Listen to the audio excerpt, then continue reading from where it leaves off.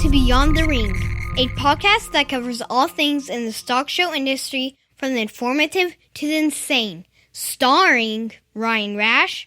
I am offering my services to be the moderator of the second presidential debate. And Dale Hummel. Here's the deal. Now on with the show. Welcome to Beyond the Ring. This is Dale Hummel, along with co-star Ryan Rash. Hello, hello, hello. Ryan, it's been an eventful week, and if Do you not bring up that debate. Just the debate earlier in the week was painful. We're not bringing it Painful. up. We have painful, a whole painful. podcast dedicated to it. I'm not bringing it up. I don't want to hear about it. Well, would you remind the listeners where they can find the analyzation of the debate? Beyond the Ring, Beyond the Circus. I think the title is Grumpy Old Men. Yep, that's it. I love the title. It is not meant for our junior exhibitors. It's strictly a political analyzation and world events. I think the parents should let their junior exhibitors listen to it. You are the only one that tries to censor me, but I think it's fine. But again, I put out a disclaimer. I think it'll be just fine. Okay. What other topics it's a pretty busy week in Washington. No, well, before we get into Washington, let's talk about the fact that the North American International Livestock Exposition is going on with their show. And I think that is a great thing. As you know, I have had a love affair with Louisville since I was 9 years old. It is my favorite show. I am beyond ecstatic that they are going on and having a full show, open and junior events. And kudos to them for stepping up and coming through. And I'm going to state this right now. I know there are a lot of people that aren't overwhelmingly excited with some of the restrictions that are in place, and I get that. But I'm going to tell you right now, people, y'all need to be grateful and appreciative that they're having a show. And if you're not, then keep your asses at home because we don't want you there. Amen. And the gay is dead on here. When we talk about, I had written the North American off. I'm thinking the disruptions in downtown Louisville, everything that's going on down there, the difficulty and the restrictions on their state fair. I didn't think they could pull it off. I am so thankful that they pulled this together. There's going to be hiccups. There's going to be glitches. There's people not happy about how many family members and others are allowed to attend according to how many animals you're bringing. There's changes. But by God, Louisville's happening, and we need to be thankful, and it is. They had canceled the junior college contest a month ago, 2 months ago. It's back on. The senior and junior college contest will happen at the North American. Let's hope that the colleges, and particularly the Illinois colleges, can attend because it's a battle right now in the state of Illinois. And I think it's politically motivated that the presidents of these colleges are not allowing these kids to travel. The restrictions they're putting on them are impractical. It's crazy what they're trying to implement to college kids that mostly have all been exposed already and had COVID.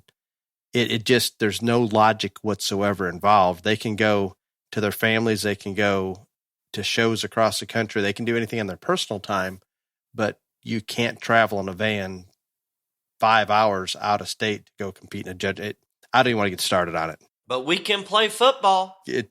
And I know there's other states other than Illinois. I'm just a little more familiar with what's going on in Illinois, but let's hope things loosen up and they let these kids get out there because they are in no more jeopardy going to one of these contests than they are going to their local Walmart.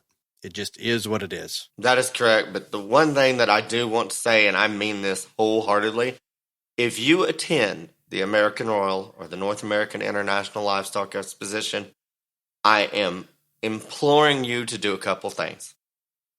Follow the guidelines they have put in place. Do it without bitching, and you hunt down someone that is in charge of that show, and you walk up to them, and whether they want to be fist bumped or hugged or their hand shook, you tell them how much you appreciate the fact that those two shows have gone on and made this happen for these kids and also for the open show exhibitors out there, because that's a big group that's getting overlooked, and these two shows are making it happen. And I salute them and applaud them and think everyone that is listening to this needs to do the same. The gay is on fire, dead on, Ryan, in terms of that has to happen. Please do not complain about what you have to do to be at the show. If you don't want to abide by what they put in place in order to have the your show, ass at home. yeah, it's real simple. It just don't go. And do But not complain to me unless you really want an earful. Because I think everybody ought to Snapchat all the issues that you're having with any of these restrictions directly to the gay. Oh, no. Would not be a good idea. I have never been more excited to go to Louisville, and I am just so grateful and appreciative to both of those shows for coming through. I know that Phoenix is doing everything that they can to ensure that Phoenix continues to go on, and we wish the best for them. Of course, Denver has announced that there will be no show till 2021. I do know that there are, and I'm going to be honest, I have not researched this a whole lot. I know there's going to be a cattle show for a certain number of breeds open in Junior in Oklahoma. You may have more details on that than I do, because that just came out, and that the people that own and run the facility in Grand Island, Nebraska, are having a replacement type event for Denver there. I don't know many details on it as well, but those two events have popped up. Of course, they are not affiliated with the National Western whatsoever, but they are trying to fill the void. And again, I apologize for not having more details on that. I think that we can look into those details and post them on our social media if need be, but just know that those two things are out there. I think they're both in that developmental stage, and OYE's come out, and I believe they're working with 5 cattle breeds. The Nebraskan, originally, I had heard talk that they were going to try to replicate everything they possibly could at Denver. I don't know what that means in terms of how much they can do. One of the blogs that I'd seen talked primarily about cattle or only about cattle, but we will get clarification for you, and I'm sure they'll be coming out with clarification soon. To let everybody know where the show's going to be, what are the options. I personally hope that if you've for sure got 2 cattle shows at OYE and the Nebraskan, I hope they're scheduled in a manner that you could actually attend both if you so chose. Let's get more shows. Let's have more shows. Let's give them more options. All of those things are great. Ryan had mentioned the Arizona staff doing everything possible, and I communicate with them on occasion, and they are jumping in and working hard to do things. And guys, realize that oftentimes, just like Houston, our first one to kind of get shut down, I promise you the staff and everybody behind the scenes at Houston did everything they possibly could to keep that open. The mayor physically forced them to shut that down. And sometimes, no matter what we do, no matter what protocols, no matter how hard we work to keep these open, sometimes it's out of the hands of the livestock committee and those in charge. But we appreciate them blasting forward and being proactive and doing everything you can. And hopefully Arizona National will take place because we enjoy that one. Amen. So now that we've done that, we're on to Washington. And I'm going to let you talk a little more about Washington. I'm kind of fed up with the swamp and politics, and I'm done. I retire. That's good. He's retired. His liberal tendencies have gotten the best of him. And the debate earlier in the week did get me, though. Oh, the debate got a lot. We're not going to leave it alone. Just leave it alone. If they want to hear about the debate, go to Beyond the Circus, because I don't want to talk about it anymore. I didn't want to talk about it then. You made me anyway. So, but I think that one of the things that needs to be brought up is, of course, that the Hunter Biden revelations that have happened, because, nobody else is going to talk about it. So we might as well. It is far worse than what was originally brought out there, that he served on the board for Burisma, and I don't remember how many millions of dollars he got for serving on that board in Ukraine, and his father, of course, stopped the investigation into that company. Now it's worse. It's way worse. The big highlight for me, or a couple of highlights for me, was he got $3.5 million in a direct wire from at that time when this wire transfer took place. She was the wife of the Moscow mayor. Now, she's the ex-wife now, from what I understand, but maybe because she gave too much of his money away. Evidently, to Hunter. The wife of the Moscow mayor. And that was the direct wire transfer. Also, there was money and collusion going along between Hunter and other people, between known sex traffickers, prostitutes, all kinds of good stuff. No, it weaves into some things that, wow. Dark very, stuff. very, even dark for the gay. That's pretty dark. Dark.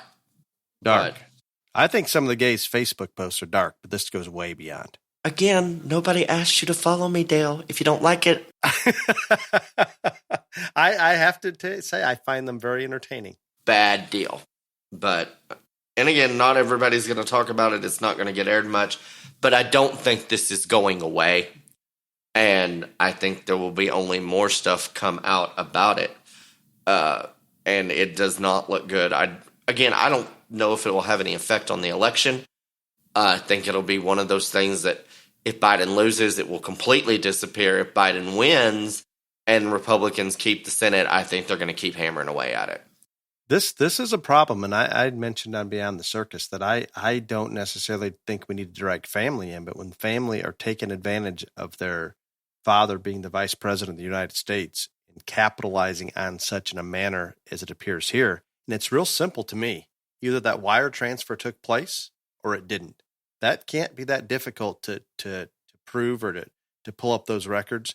And if it took place, can you come up with any possible justification for it? No, there's no justification. So to me, it's for the mayor real of simple. Moscow's wife to hand him $3.5 million. No.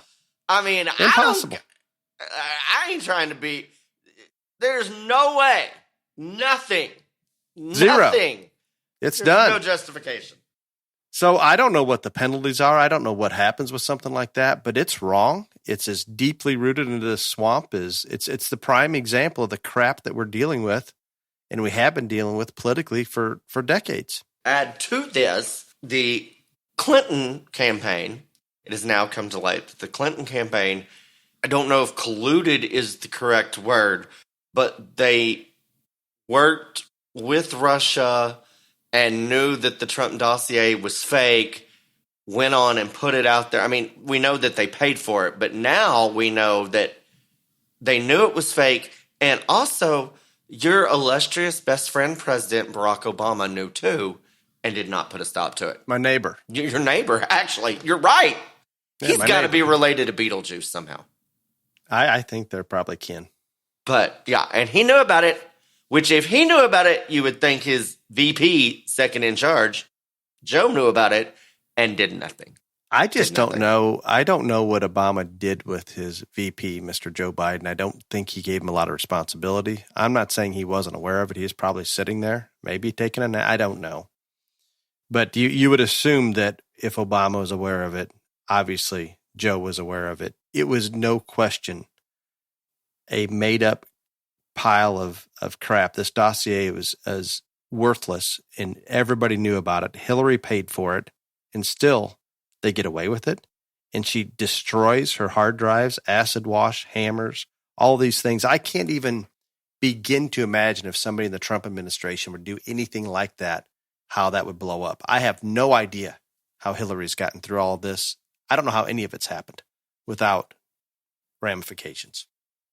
This is new things that are coming up and new charges, or not charges, but new accusations. And evidently for the Senate committee to put this findings out there, there has to be some factual basis in them.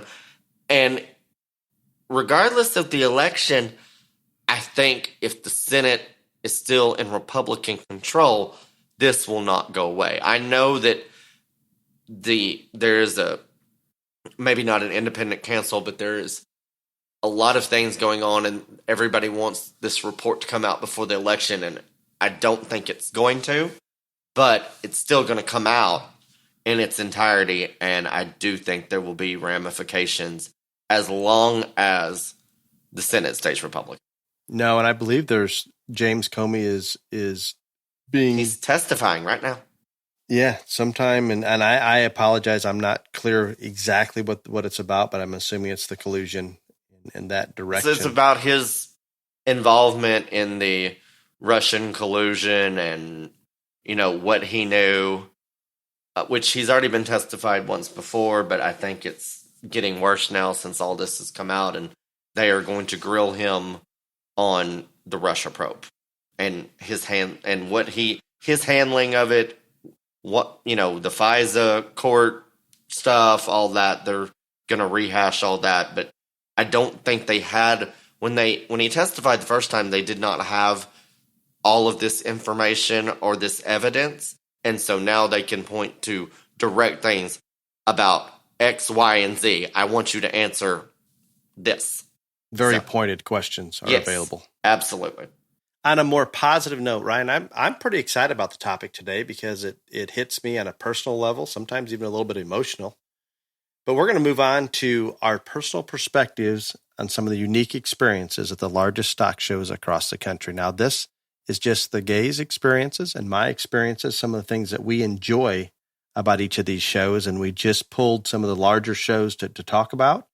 And I guess in getting started with that, we're going to take them in calendar order, starting with the fall shows, and the American Royal is the first one that we come to. I went to the Chicago International the last few years that was held. My brother and sister were showing there. I was 1, 2, and 3 years old, but that would have been the first major stock show that I had ever attended. Obviously, I do not remember it. I wish I could, but it shut down and Louisville popped up after that. But I did not attend another major stock show until my freshman year in high school at the American Royal. I was out there with the National FFA convention, and I can only think when going to the convention, that was my reason to go. Is we get to go visit the Royal, we get to walk through the grounds, we get to see some of the shows. It was pretty exciting for me at that time. I haven't been to the American Royal every year, but every year that I was a junior exhibitor, I think the first time I went was 8 or 9, and we went every year. The Royal is one of those things that it's the first big, fall major, and you get to see people from all over the country. I think the quality of stock, regardless of species, is extremely good. I think some things that are neat about the American Royal that has to do with the show, they are one of the few, not especially on nationwide level, they have a supreme champion overall heifer. I think that is a cool thing that they do. Their sale, even though maybe there's not just a whole lot of numbers in the junior auction, they have a very, very good sale. If you make it, then it's kind of like Fort Worth. If you make the auction, it's going to be really, really good for you. And so that is something that is very positive there. I think some of the cool things outside of just the show is there's a lot of history right down there, around there, the Golden Ox, things like that have a lot of historical value that you can see. If anybody goes to the American Royal and is a fashionista or a shopaholic, there is a wonderful, and I do mean wonderful, shopping center over there, little right on the outskirts of downtown. That is just amazing. Again, there's lots of fun things to do. Few years ago, not too many years ago, the National FFA Convention used to be held kind of the same time as the American Royal. So it was really cool to see all the blue and gold FFA jackets there during the show. And so that was a neat part of its history as well. Lots of cool things to do. Show is always ran extremely well. Of course, they have one of the most competitive livestock judging contests for junior college and senior college that there is. And again, I just think it's kind of like the kickoff to everything. That, state fair season's over. And, we don't necessarily run in calendar years in terms of what the show circuit is like. But that's kind of the tee-off for what I consider to be the start of the major show season. And so, again, lots of cool stuff to see and do. And it's so exciting being that first one out. And my wife had mentioned the shopping downtown. I told her, don't put it on my list of mental things to remember to talk about. Ryan's got that one covered. Ryan brought up the Golden Ox. I used to take the judging team there every year and obviously attended there with my nephews and my family, showing pigs and showing goats. And there's so much rich history. And the Golden Ox used to be just an absolute stop. I have to say, Ryan, though, it used to be amazing. I was there maybe 4 or 5 years ago, and it was not maybe what I remember, unfortunately. Are you talking about the quality of the food? Correct. Oh, I'm not talking about that. I just think it's a cool place to go. Like, I'm not telling you to go eat there, but you can walk in and look around and do all that kind of stuff. There's some neat history. The Exchange Building, you'd go to give reasons. Yep. I gave my first set of reasons there in the National FFA contest. I can remember giving a steer set. You had to walk up 3 flights of stairs and give your set. At that time, you had to take your placing card with you and hand it to the official. Ryan, guess what I did not do? You probably didn't hand your card to the official. I forgot it downstairs where I was working on my reasons. I had to run down 3 flights of stairs, get it, run back up 3 flights of stairs. How do you think that presentation went? I bet you were just glorious. We fortunately were still able to win that contest, but I don't think that set of steer reasons happened to help anything out. I think that junior market show there, and especially now under the direction of Glenn Allen and the staff that he's got surrounding him, is become one of the most competitive junior market shows again. And the American Royal went through a time where is amazing, just huge, a big traditional historic show. Fell off maybe there for a few years, but there's no question we are on the upswing. It's pretty exciting what's going on. Ryan, you didn't bring up my highlight. You missed it. What is that deal? When you pull in there, usually we get in 2, 3, 4 in the morning, pretty late at night, and wanting to get in and checked in as early as we can. But as you're coming over the overpass or down the overpass towards the Royal, if you look off to your right, the way we come in, you'll see these old abandoned warehouses. The Edge of Hell and all the other haunted houses. The Edge of Hell has not been abandoned that long. I'm just telling you. Got it. But these haunted houses, they've been there as long as I've been taking judging teams there. The Edge of Hell was a bar when I was Got it. Well, it is now the haunted house. Not that I would know or win, but it was a bar at one time. It was a bar, and it may still be a bar. It may still be there, but I don't know. I ain't been in a while, but I'm just telling you, I have been in that establishment. Just saying. multi-level abandoned warehouses. It's scary enough just walking down around there with the people out during Halloween.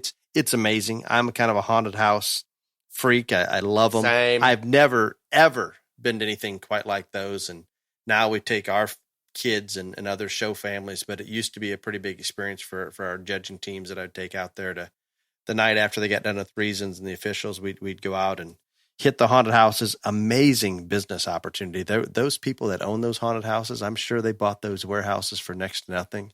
There's lines around the block, and they're not inexpensive to get into. But I get excited about some of those things. That's when I think about the American Royal, there's a lot of tradition. There's a lot of things I think about, but I get excited about the haunted houses. Hey, I'm with you on that. And again, they weren't always haunted houses. And you talk about just be scared enough to walk around down there. Just telling you, when you're like out on the lookout for one of your fitters trying to find him down there, you get real scared. But that's another story. Well, let's move on to the next national in the fall. And this one hits Ryan. He already alluded to it. The North American International Livestock Exposition, the one we talked about that pulled it off this year. They're going to find a way to have it. To me, everything basically under one roof, huge numbers, giant indoor facility. The only place you can still find a significant number of frame sheep, these monster sheep that look like they should be in a circus rather than maybe in a production operation. There's some unique things there, Ryan. You lead us into what you love about it, and I'll follow up. Again, I don't know how it happened or how it was created, but just in terms of the ease of that show, the airport, all those hotels being literally surrounding the gates of that facility, it all being right there. And there's so many different restaurants now that are there. It is just literally one of the easiest places in the world, probably the easiest place for a major show because it is all right there. And again, not everybody flies in, but a lot of people do. And that airport is across the street from Freedom Hall, basically. There's any kind of hotel that you want right there, again, along the gates. So many places to eat. In terms of tourist attractions, of course, Kentucky Derby is right there. There's all kinds of things about if you're a baseball fanatic, and the Louisville Slugger factory is there. Just tons of different stuff that you can do outside of the show. I guess for me, again, I think I was 8 or 9 years old. I can't remember exactly. I walked in and I saw those green shavings and all this red and white bunting and heard this organ playing in the background and saw two sides of cattle showing. And back then, I think there was probably almost 30 in each class on both sides. And I said, this is it. I have found it. I am in heaven. And just never, I have never missed a North American since the first time I went there. I'm thankful and so appreciative. I will not miss it this year either. And by far and away for me, and even if you go into the sheep show and the pig show, just one of the coolest events ever because it's all right there. I mean, literally, it's quite a hike from the cattle barns over there to the sheep deal, but it's all right there. It's all accessible. And it's just such a classy event, I guess is the best way that I can describe it. And, if you walk down from Freedom Hall into those cattle barns and just see the numbers of cattle brought in from all these different operations across America and the quality displayed, it is something that you can't see anywhere else. Because, the other shows, they move breeds in and out a lot. Louisville, we're basically all there together at some point at the same time. No, it's amazing. And Ryan had mentioned those green shavings and that organ playing. It gets me, Ryan. I mean, it absolutely gets me. I can think back to taking collegiate judging teams there, and it's the home of the National 4-H contest I had the opportunity to compete in, as well as the collegiate national contest. The first year that we were able to win the grand champion Weather Goat honors, I believe was back in 2013 that my daughter won that. It's hard for me to even explain. I'd been to the North American many times prior to us getting in the goat business, but being able to take home a champion banner from a place that I've always felt so strongly about as being one of the biggest ones in the planet, it was emotional. It was a big deal for me. I'm not saying that wins aren't still real important. I don't get pretty excited about them, but that one was emotional for me. And that was the North American. That was a big one. And in our mind, hey, we made it. We got to one of our goals. I also appreciate the tradition that goes all the way back to the Chicago International in terms of they display those that are inducted into the Saddle and Sirloin Club. I mean, there's so much history there. It's unbelievable. And I did have another sideline that within the show that I always found intriguing, and that was when you go to the petting zoo. I always enjoyed the duck slide, Ryan. Do you ever see the duck slide? I have never been to the I can explain the duck slide. It's amazing. You've got this little horse tank full of baby ducks, a couple days old. I don't know how old, not very old. They climb up this ladder ramp, and they've got a little feeder, so they have to stretch their necks out to try to get a little bit of feed. And as they do that, they slip and fall and go down the slide. It is very comical. I don't know that PETA would be real proud of it. I was going to say, I don't think this is something that we probably need to broadcast. No, I think I put a video of it on Facebook years ago, but not only did I find that very entertaining for many years, but my youngest son, Chase, discovered it fairly early on, and he enjoyed it so much and spent so much time there, those in the petting zoo kind of recruited him. So he didn't show as much as my other children did, especially my daughters down there. So he would be in the petting zoo most of the day, assisting with bringing the ducks in and out of the duck slide to freshen them up. And it looked like they're going to break their neck every time they went down the slide, but it was good entertainment. I enjoyed it. It's odd, the little things that pop in your head. And I bet you there's listeners out there, they would know the duck slide. If you remember the duck slide, shoot us a message on Facebook and prove to Ryan that it does exist. And it's a highlight, Ryan. I am going to apologize to everyone that listened to this about the duck slide. But I can't believe you never saw the duck slide. The duck slide probably won't be there this year. Probably won't. In 2021, I will make it a point for you to take me to that'll be great. duck You slide. will enjoy it. I hope PETA sure isn't there, I but will. you will enjoy it. It's actually right over where they have the champion junior market animals. And I've had animals displayed over there, and so has my sister. And I completely missed this. So you missed the duck slide. You had to walk right past. Missed the duck slide completely. But what you're talking about, and Saddle Sirloin Hall of Fame, and all of that. Again, it's the national champion contest for senior college.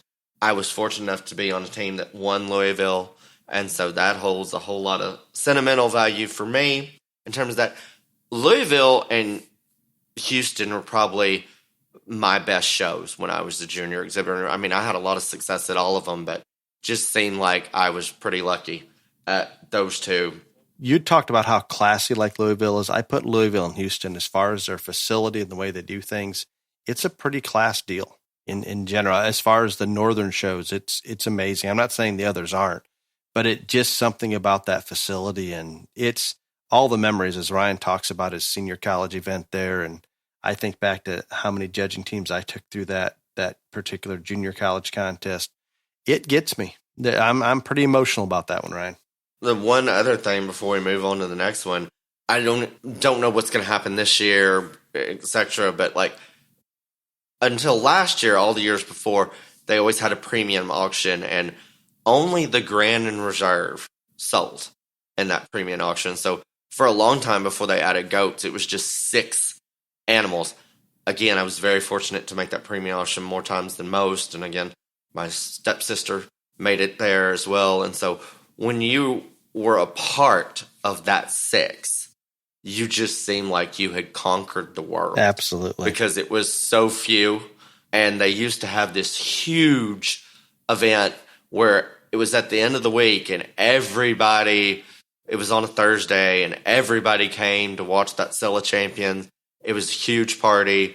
They had you there with the buyers beforehand, in a very classy, secluded type of event. You mingled with them, interacted with them.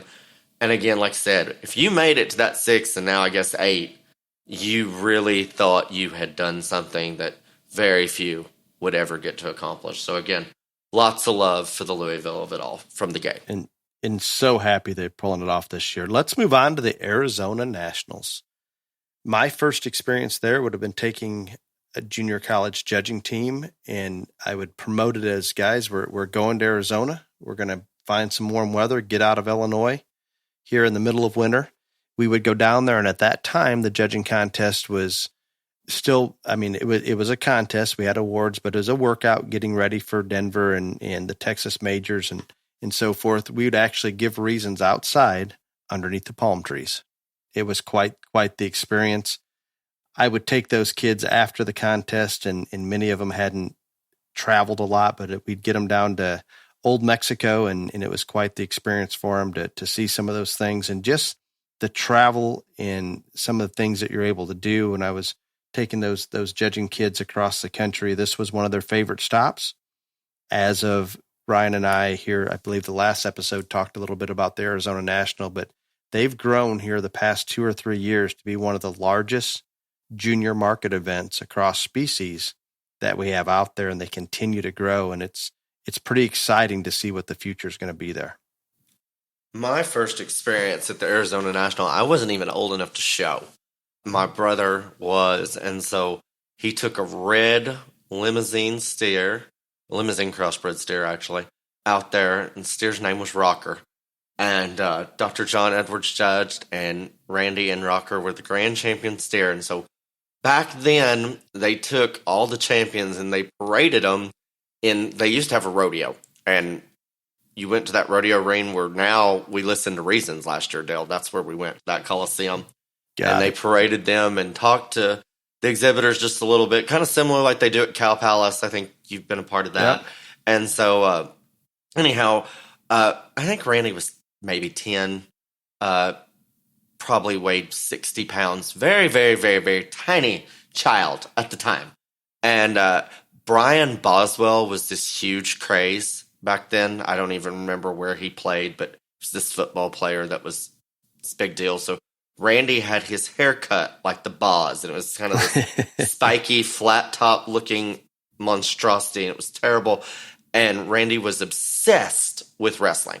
All things WWF wrestling or WW, I don't even remember what it's called. Like, they turned our trampoline into a wrestling ring. And so they asked him what he wanted to be when he grew up. And like I said, he wasn't 60 pounds and just this little bitty wisp of voice that he was going to be a WWF wrestler. And the crowd erupted. It was hysterical. And so that was my first experience. I showed there a number of times as a junior exhibitor, always did exceptionally well. Actually, I've got to judge there. Won't be judging there this year, but the past 2 years. And again, I think the thing that sets Arizona apart is they are just the most exhibitor-friendly, exhibitor-driven major show that I have ever been to. And again, not that all these shows are not great, but it is just awe-inspiring to watch the staff and the volunteers and those that put on that show go out of their way, and the attitude that they have. They are so grateful and appreciative that you made the trek to the desert in December during Christmas to be part of their show. And it's just something, when I posted on my Facebook last year after I got done judging the Market Steer show, if you have not been to this show, it needs to be on your bucket list for that reason alone. No, I believe it's almost over the holiday season. It's kind of been a holiday destination where we can go show and enjoy a little bit warmer climate. It was not warm last year, Dale. You were lying. No, last year wasn't, but... And y'all were all in a barn with some heat, and the gay wasn't, so don't talk to me about The gay warm. was outside fighting the elements.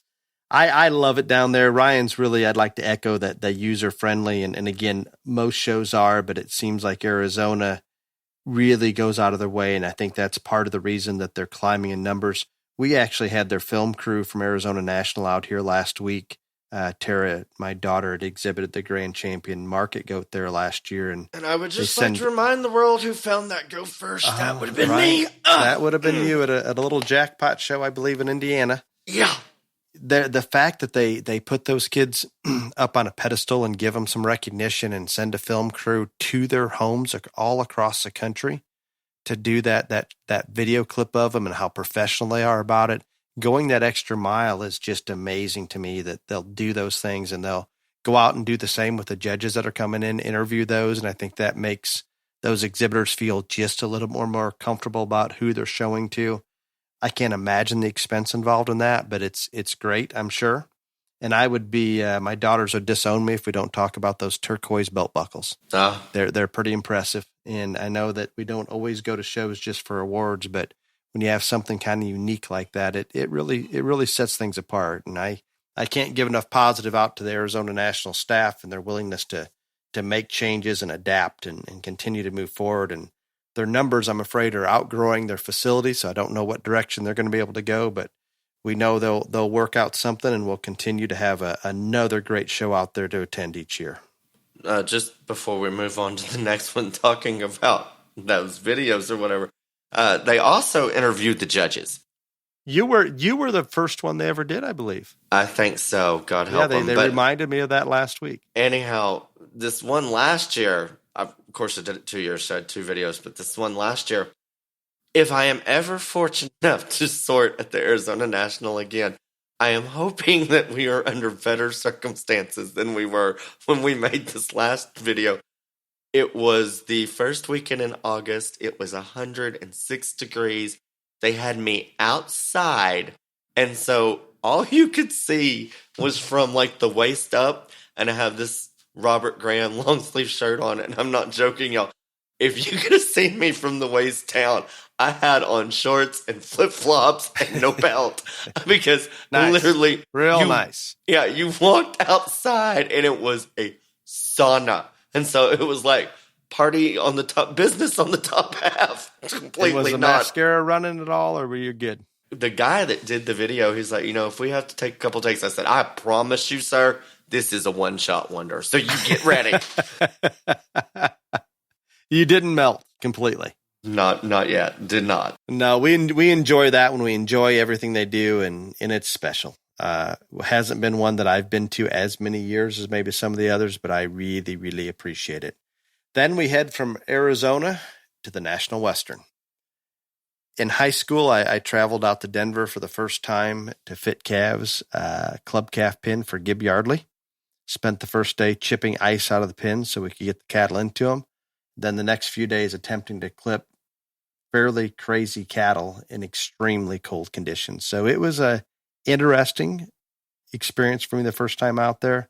But when you're making your way out to Denver and you can see those mountains in the distance and you're not real sure because it's maybe early in the morning, are those mountains or those clouds?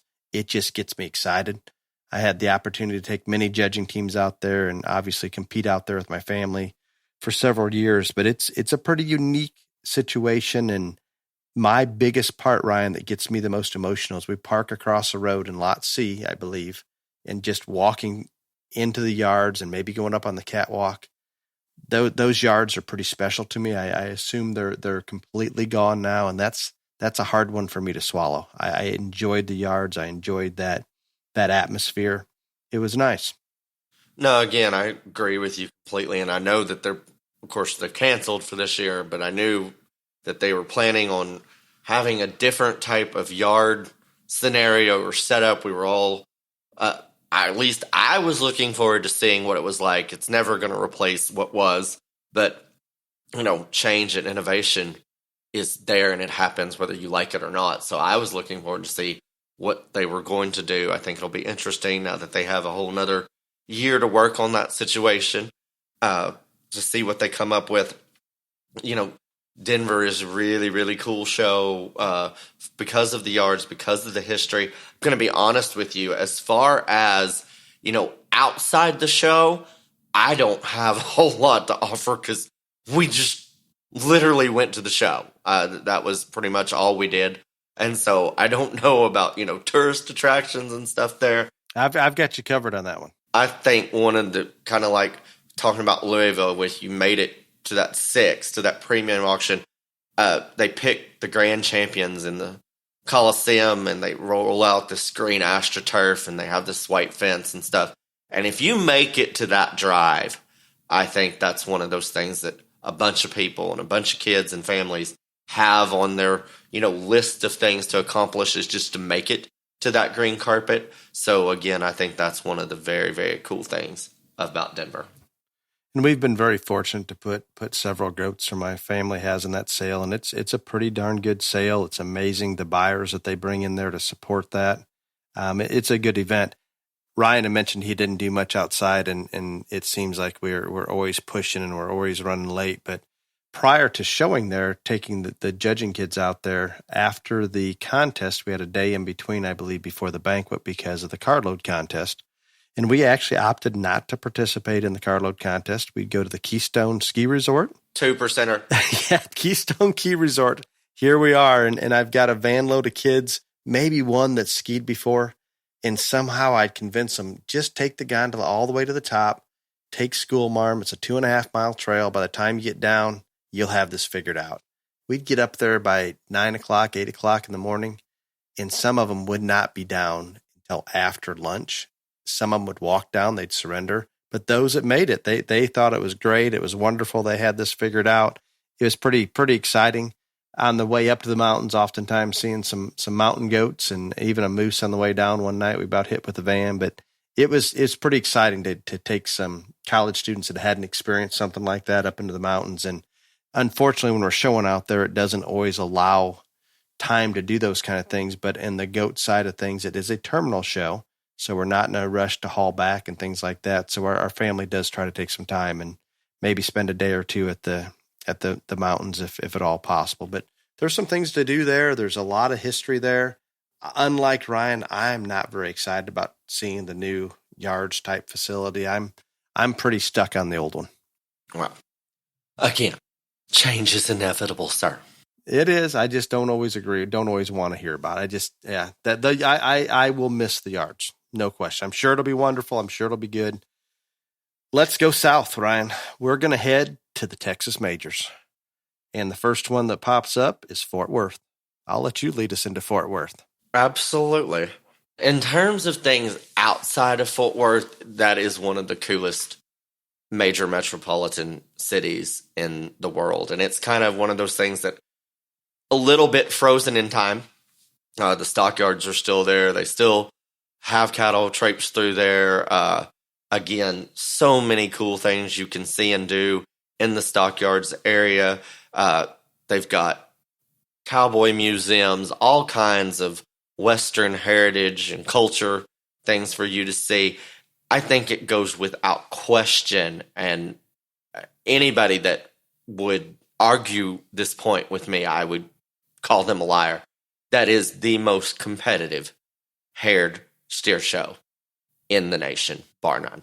And it is literally something, if you have never got to watch it, please take the time just to go watch it one time.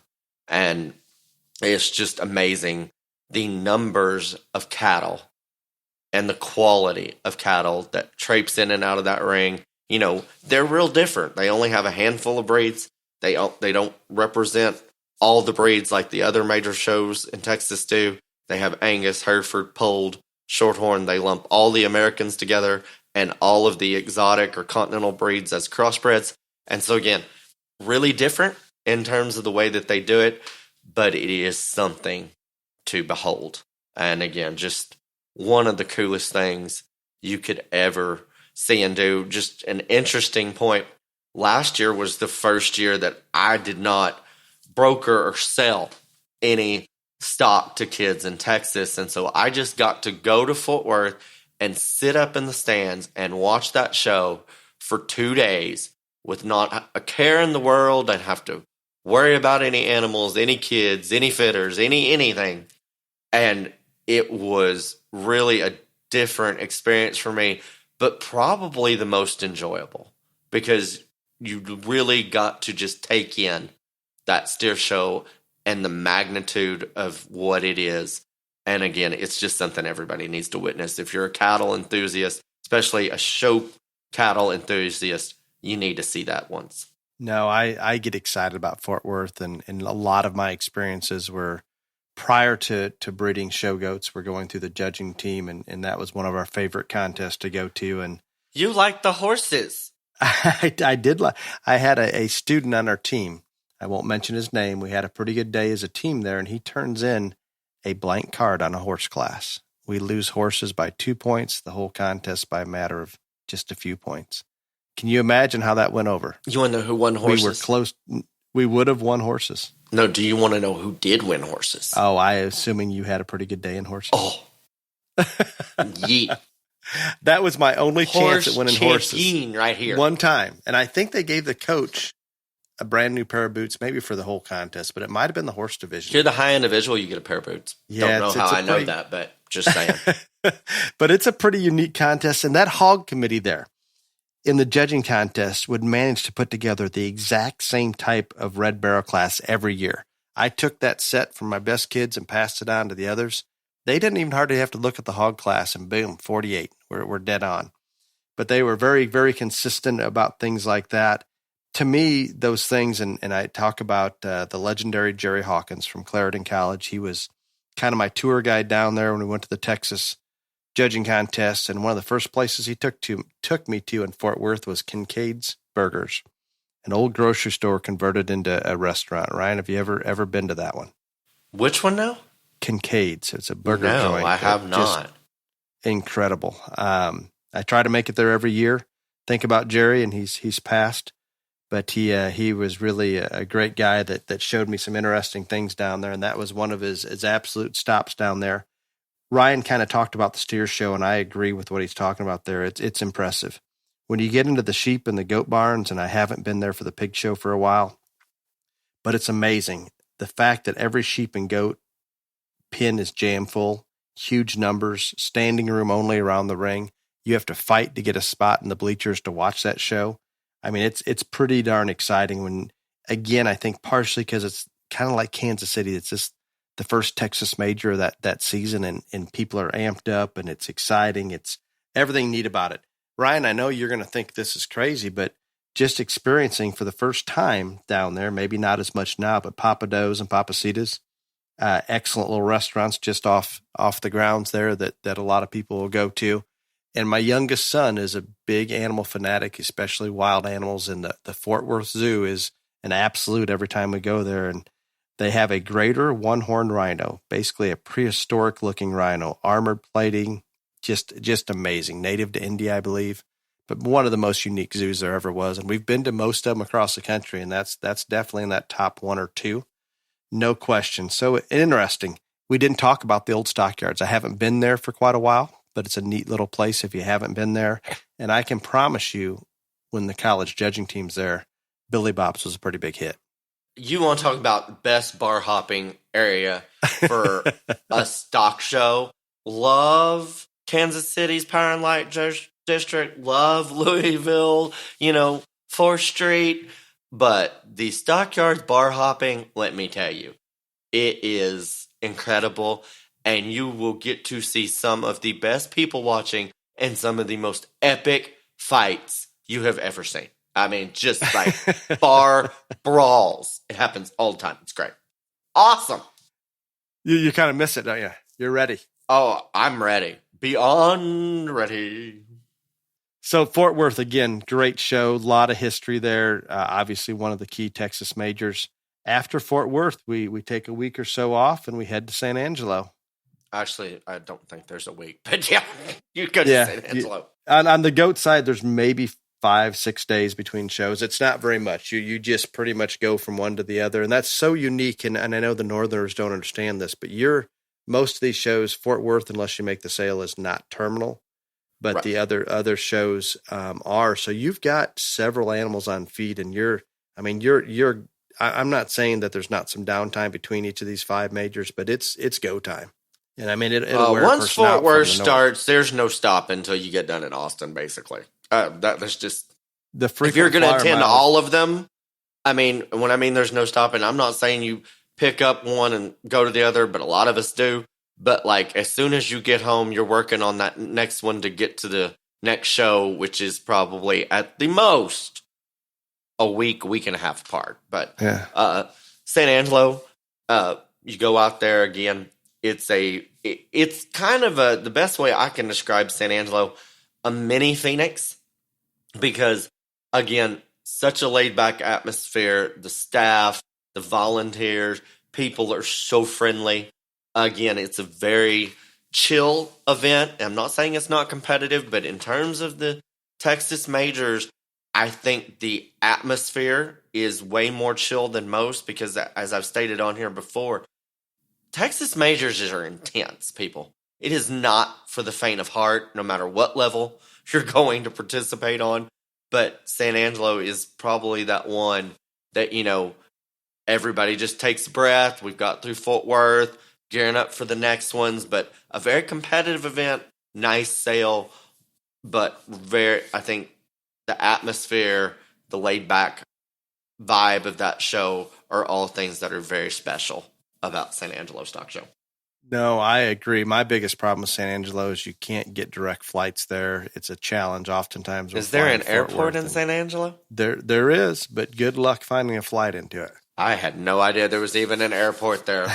There is one there. I've flown into it a couple times, but a lot of times we'll just fly into DFW and make the drive. And that drive, and you get to experience some of West Texas is unique. It's enjoyable if you haven't been to that part of the country. I think lying. Ryan's description, well, if you haven't ever seen it, it's neat to see. I don't know that I want to live there. I think lying. It might be a little barren. But anyway, it is similar to just the same type of environment that you find at Phoenix, a little more relaxed. I personally appreciate the brick oven pizza stand just outside the show ring. That's a favorite of mine. There you go.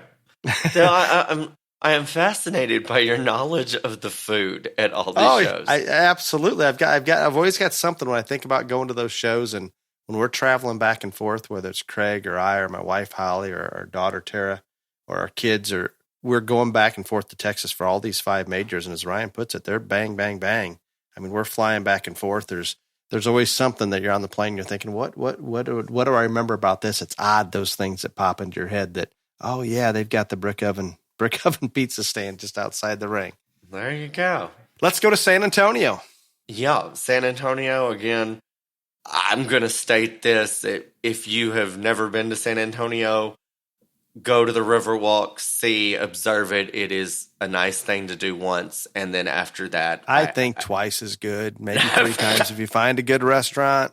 the restaurants are good, but that whole Riverwalk experience after one time, I'm good. What about bouncing from bar to bar down there? That has to be enjoyable. See, we really, again, at San Antonio, we kind of stay primarily at Howl at the Moon. And so that's kind of our hangout spot. And just our don't get much further. But no, we just don't go much further. I mean, gay bars. I make Kelly go with me to some gay bars, and I've made some fitters go with me to the Bonham Exchange. That's the biggest gay bar in San Antonio. And did the fitters enjoy that? That had to be good people watching. Oh, yeah. No, it is great people watching. And that bar, Bonham Exchange, I guess it's one of those things. Monday through Thursday, it's definitely a gay bar. Friday, Saturday, Sunday, it's kind of just an all-out, just wild, metrosexual, anything kind of goes type of deal. So, yeah, it is fun. But Howl at the Moon, I highly, highly recommend that. And why I say that is during the San Antonio Stock Show, there was, now I don't know after Rona hit, there was always conventions going on. And so you would see these people from all these conventions just go and get hammered at this Howl at the Moon piano bar. And you'd be like, these people just let their inhibitions go and act a fool. And so great. So the best people watching, the best. Yeah. Well, I think like a lot of the Texas majors, I mean, it's one you need. We haven't even got to the show itself, but to me, is it a facility like Louisville or Houston? No, but the animal numbers are impressive. Just like I stated at Fort Worth, and I'm going to speak more to the goat and the sheep show. I haven't been able to attend the pig show in a very long time, but just jam full of livestock. If you're going to get a seat in the bleachers, a lot of times they're full. You're standing behind people trying to see what's going on at the ring. It's just a great atmosphere. And you know what, Ryan, you're probably used to this, and we don't see it up here as much. And I've become a little more accustomed to it, but I still appreciate it so, so much. When they start the opening ceremonies with the national anthem before each of those shows, I'm about teared up.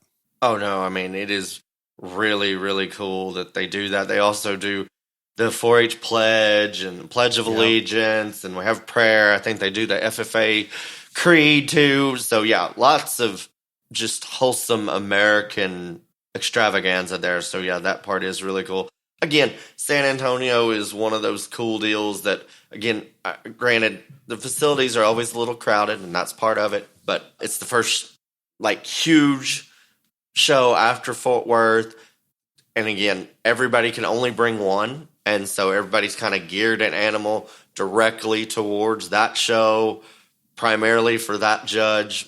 And so the competition level is really, really high. Like you said, standing room only, even around ringside.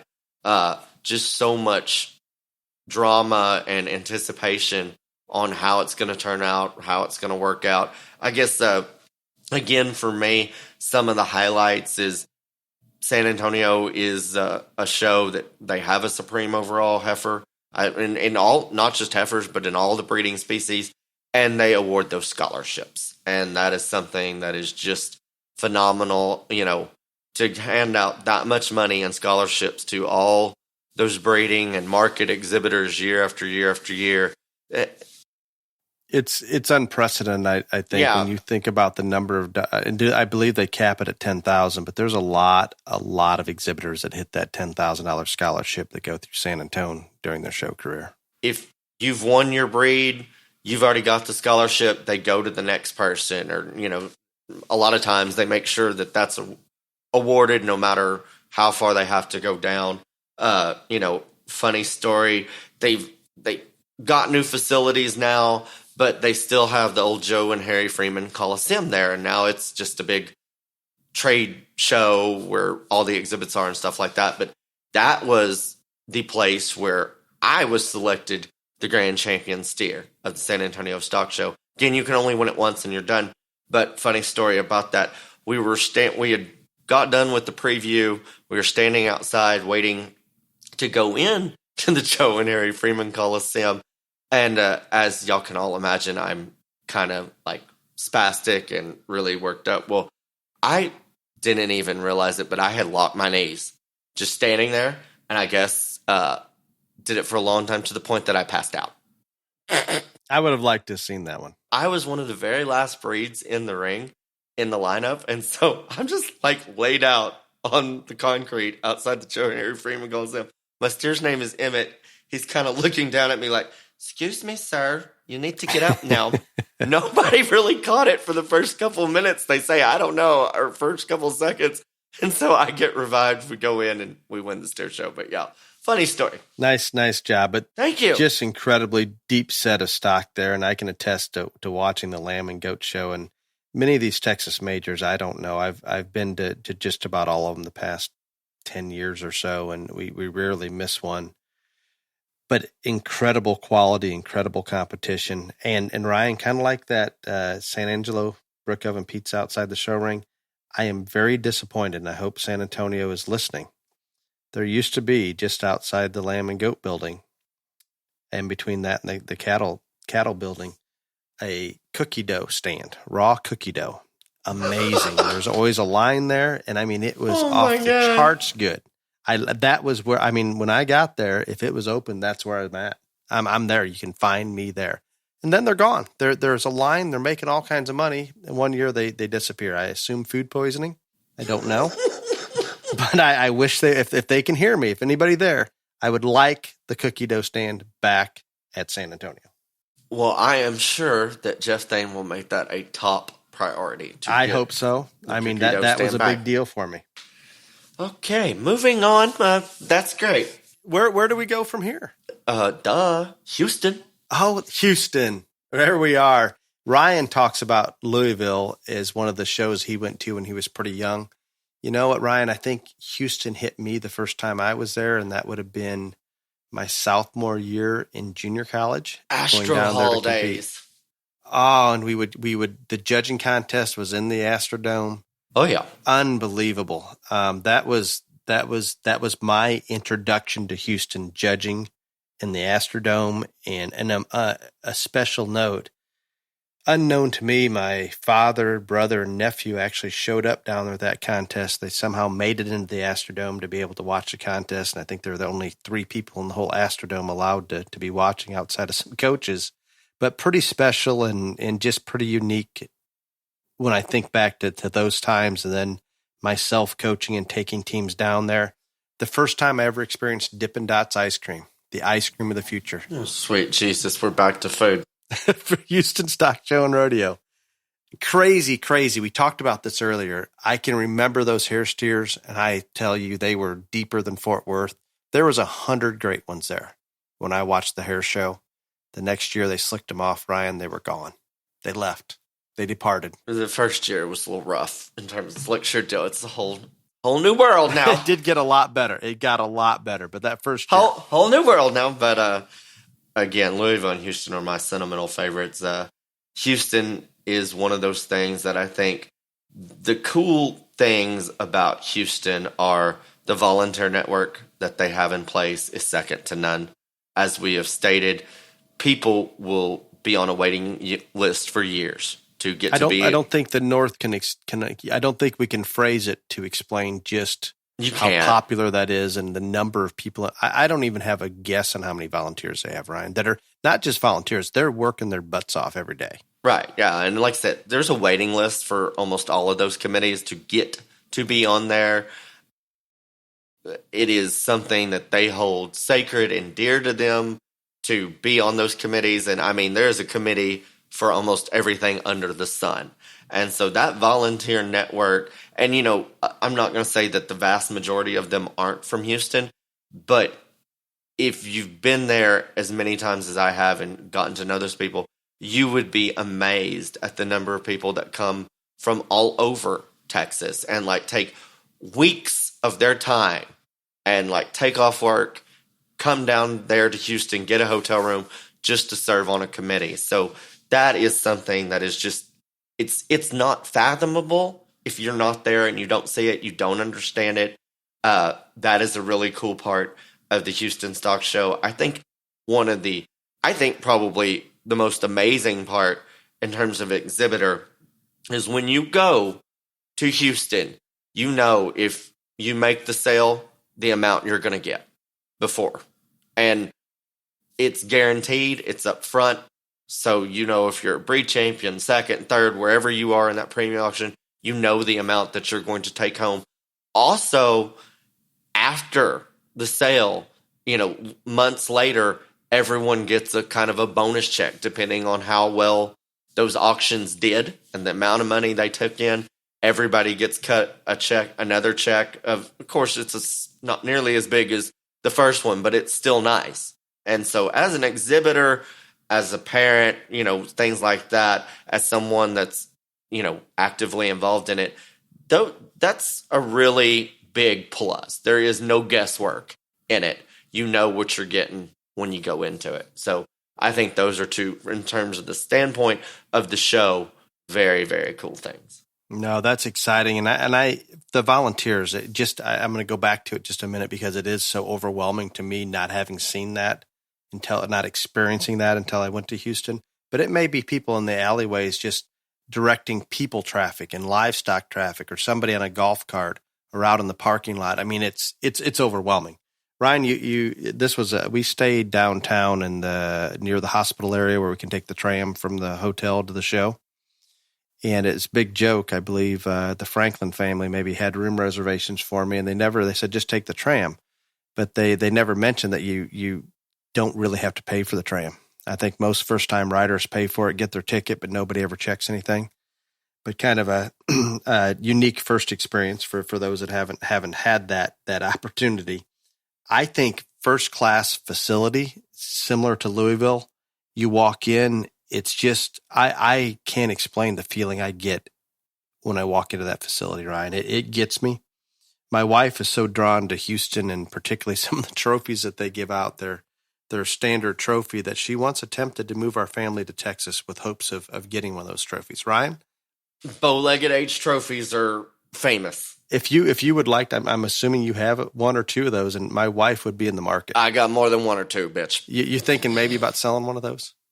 If for Holly, I will more than gladly give her maybe one. just let her borrow it for a while. They don't have to say move goat to Texas. on them, but doesn't matter. She does not care.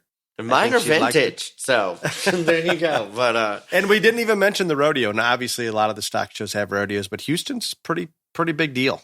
Houston is by far the biggest rodeo event of all the major. I mean, Fort Worth, San Angelo, they all have rodeos, but yeah, next to NFR, it's got to be one of the biggest. I would say after NFR, probably the biggest rodeo, and it is quite the fan production and lots of pomp and circumstance to it. And again, it's one of those things that everybody needs to witness. I guess, for me, in terms of that show and sentimental value, there's a lot there. And I'll never forget my first experience at Houston. My brother's first year to show, he had a Brangus steer that was named Smoke, and he was the reserve champion Brangus. And so at Houston, they take them into the NRG arena during the rodeo performance to pick the Grand Reserve. Back then it was the Astrodome, as you well know. And so went there, and back then they didn't really police how many people went and watched and got on the floor. Now it's like an act of Congress to get on the floor with one of your exhibitors and stuff, but back then wasn't. So I was down there with my parents watching Randy, and Laura Studeville had the grand champion steer. It was a Charlet steer, silver. His name was Poncho. And I can remember it like it was yesterday.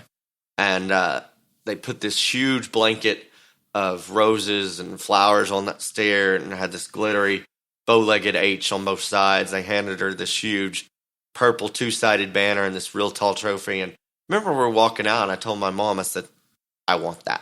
She said, what? I said, I want to be that kid that just won the Houston Stock Show. Cherie's biggest regret, and probably of her life, is she told me that night, Ryan, you can be anything you want to be if you just want it bad enough. I do not think she understood that the 5-year-old was going to take her to task on that. But that is something that has always stuck with me. And I remember that clear as day, and it's kind of been motto for my life, no matter what. I can tell you, I was fortunate enough to be Grand Reserve Grand Champion steer 13 major shows throughout the nation. The most emotional win of my life was the night I won the Houston Stock Show, by far. It's a great story, Ryan, and I get it. I mean, it's emotional. I mean, I get overly emotional about all these things, and same thing that you see at Houston with the national anthem and the opening ceremonies. It's always good. Everything's impressive, well run. All of it's done so well. When we get done with Houston, we head to Austin, and it's pretty quick. It's actually almost overlapping. They might have flipped last year with the GOAT Show, maybe Austin a day before Houston. I don't remember, but it's boom, back to back, depending on what species you're dealing with. Last of the majors of the season for Texas. Tell me about Rodeo Austin, Austin, where Western gets weird. Austin's a cool deal. Again, I think it is kind of one of those things that not everybody puts on an animal to feed for Austin. A lot of us do. But some of a bunch of the animals that go there maybe didn't have as good a luck at San Antonio or Houston in terms of cattle, in terms of making the sale. So you have another chance at that show.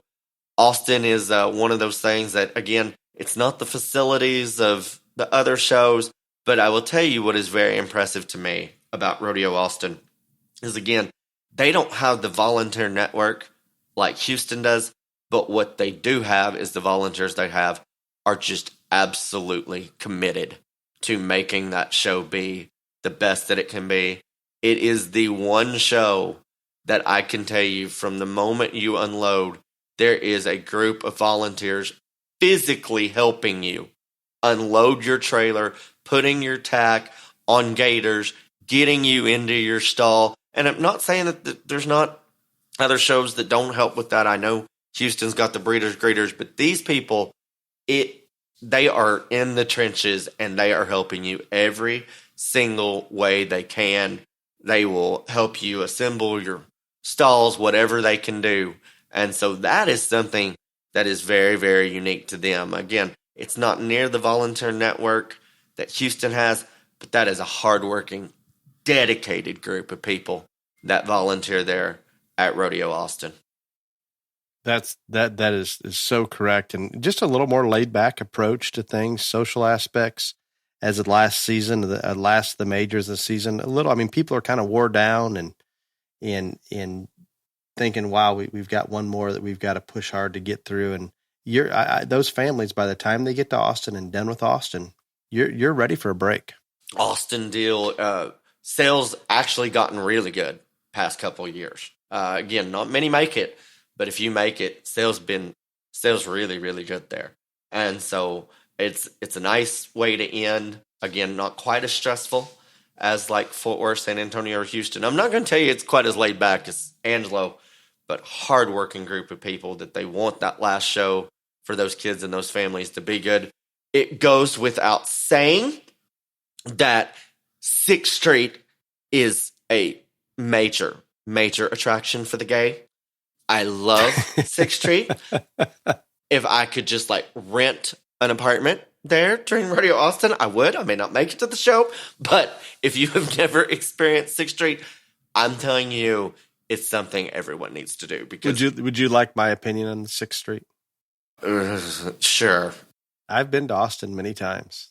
I don't even know where it is. Imagine that, because they don't have Dippin' Dots ice cream or raw cookie dough. They have Boomsdale. Nor Brick Oven Pizza. Or Brick Oven. They do have pizza. I don't know if it's Brick Oven, but they do have pizza. Okay. But no, I Austin, we're honestly, we're in and out. We have to leave there. I mean, basically at champion drive time. If you're going to drive up to Oklahoma City to OYE to hit the GOAT Show there the next day, I mean, it's right there. And OYE is the last one we're going to talk about today, Ryan. And I apologize. I know we left some pretty important shows out, but a little bit time limiting. So we tried to narrow it down as best we could. Just enough time to load up at Austin, get to OYE for the Lamb and Goat Show. I love OYE. Fit the legs, well organized. Numbers and quality are astonishing. A lot of good things. You got to push hard. Those exhibitors at those families in Oklahoma, they will push so hard trying to get that sales slot, similar to what you do at those Texas majors. But you've got the one OYE that would be one of the something similar to a Texas major, and the desire of those young exhibitors to get in that limousine to go out in that champion drive. It's overwhelming.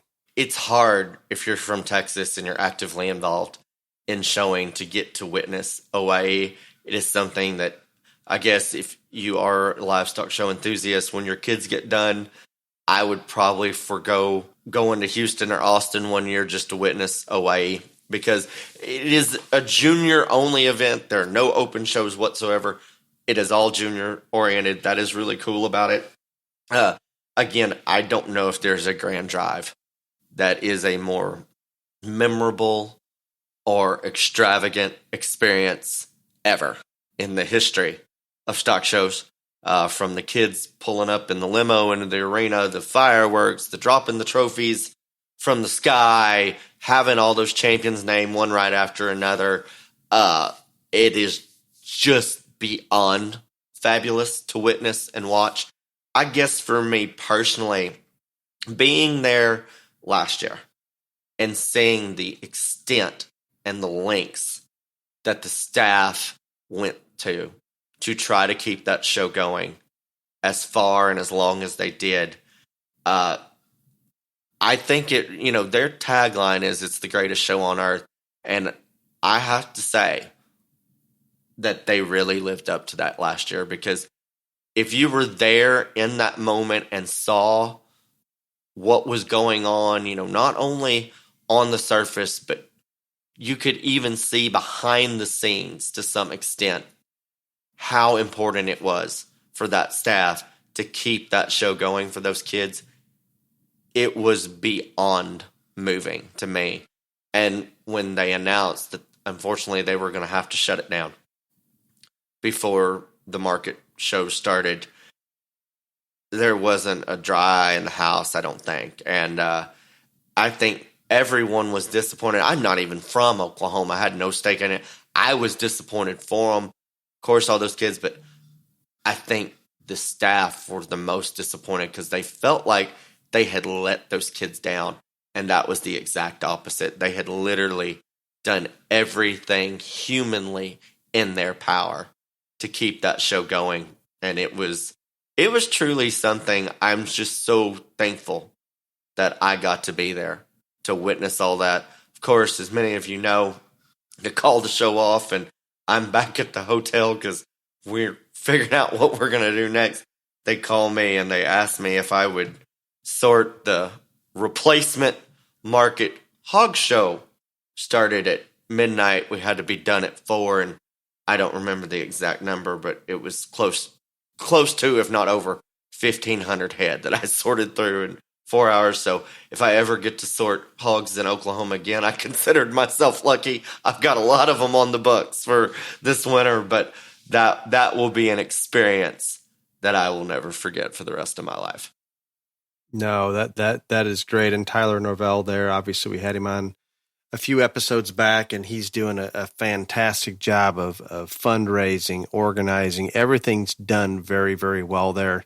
He reached out and helped the Cal Expo pull off their event this summer on the Indian Reservation, and I think they had to move. That was their third location. So there's no question Tyler's pretty determined that he's going to get these shows to happen, and I can't thank him enough for getting those things accomplished, and it's greatly appreciated. Ryan, we're going to move on to question and answer. Are you ready? Sure.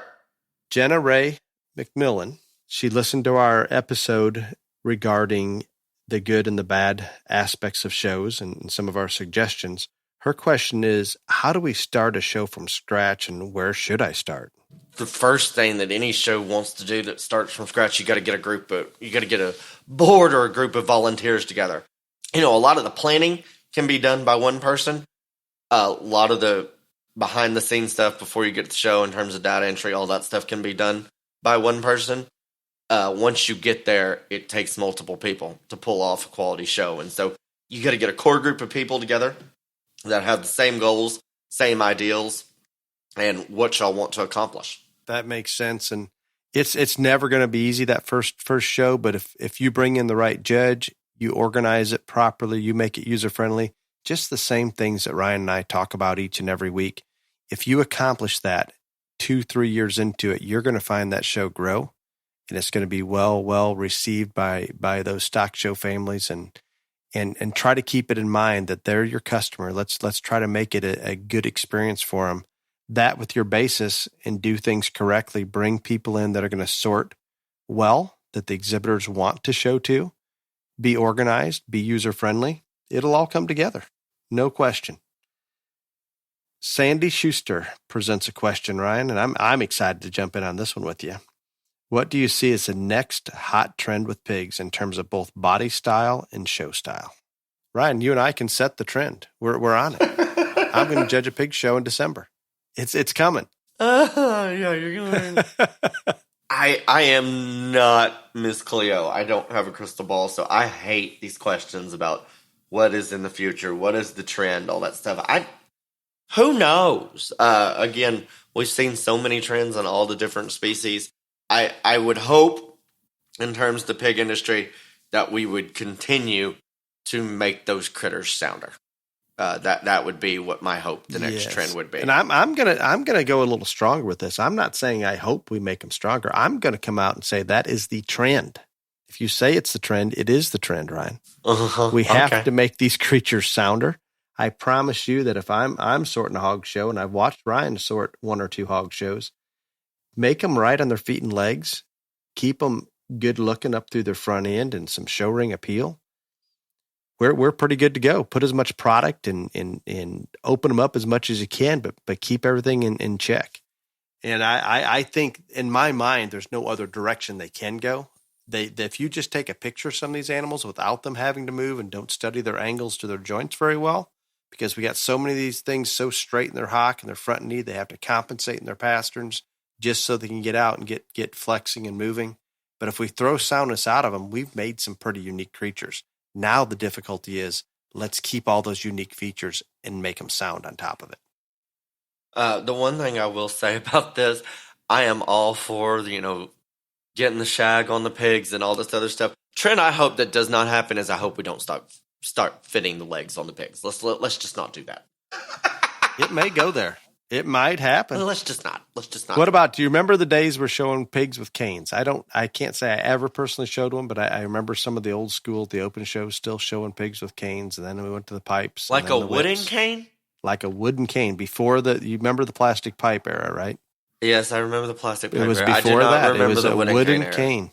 And where I saw it a lot is I'd go out and judge shows on the West Coast, pig shows, and they seemed to be a little further behind, but they were still showing with canes in the early 90s at some of those junior shows out there. Oh my, that's interesting. Yeah, but that was kind of standard. And then we move on to the pipes, and obviously it's pretty much a whip at this point, and some very stylish, fancy whips that they're coming out with, by the way. Oh, the most fancy. Robin Dalton has a question for us. How do you go about finding a sheep trader that will work for you? We've been showing sheep for 2 years, and I just don't have the time to search the country for sheep, but I want someone that will work for my son that will also show us the ropes and answer questions about feeding and showmanship. Well, Dale, I think, again, this is a good question. A lot of it, I think, depends on where you're located. And, that's kind of central, especially if you want someone that's going to work with you and, as she said, for you. They're going to have to be located somewhat close to you in terms of mileage. And so that's the first place to start. Look at those people that are there, that are in that industry, whether they're brokers or breeders, etc., that are close to you. And then after that, just, again, I think one of the best things you can do is when you're at a show, ask other people, do you have any experience with XYZ? If you have, what was that experience? You're going to have to do the research and find out. And then after you get it narrowed down to a couple that are in your area that you think might be good prospects or good fits, this is like anything else. You got to go and you got to be around those people. You got to have the right vibe with them. They've got a vibe with you.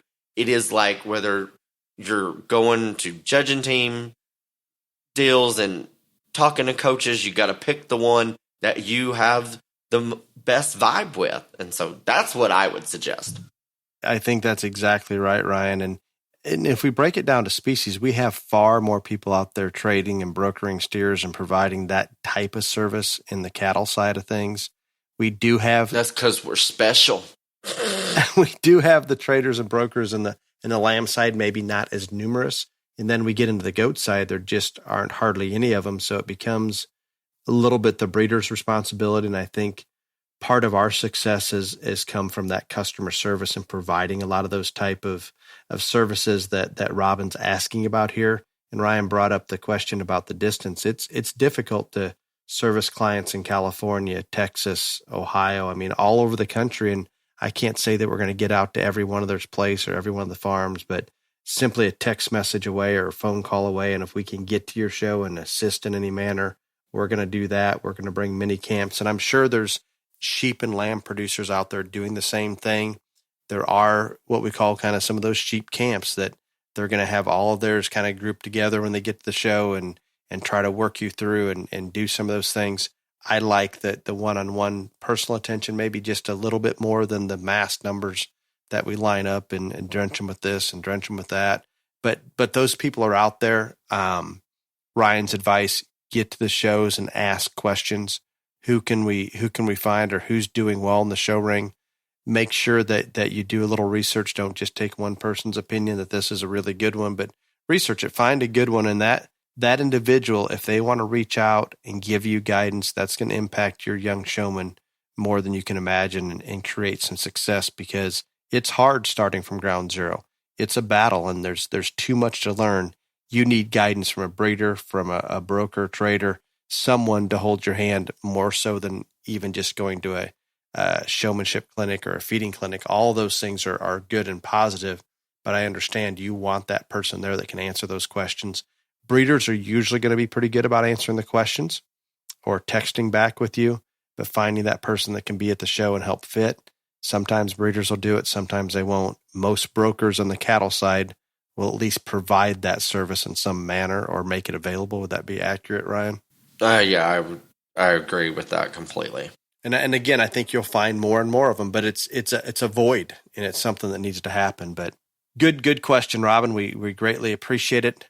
Ryan, I don't know what our listeners are going to think about our walk through the major livestock shows in Cookie Dough outside of San Antonio or Brick Oven Pizza in San Angelo, but I enjoyed today's episode, so I guess that's accomplishing half of what I wanted to get done today. I am glad that you enjoyed your episode, and I look forward to your book about livestock food and what all you need to hit in terms of the food booths at the major stock shows that will be coming out in 2021. But then they pack up.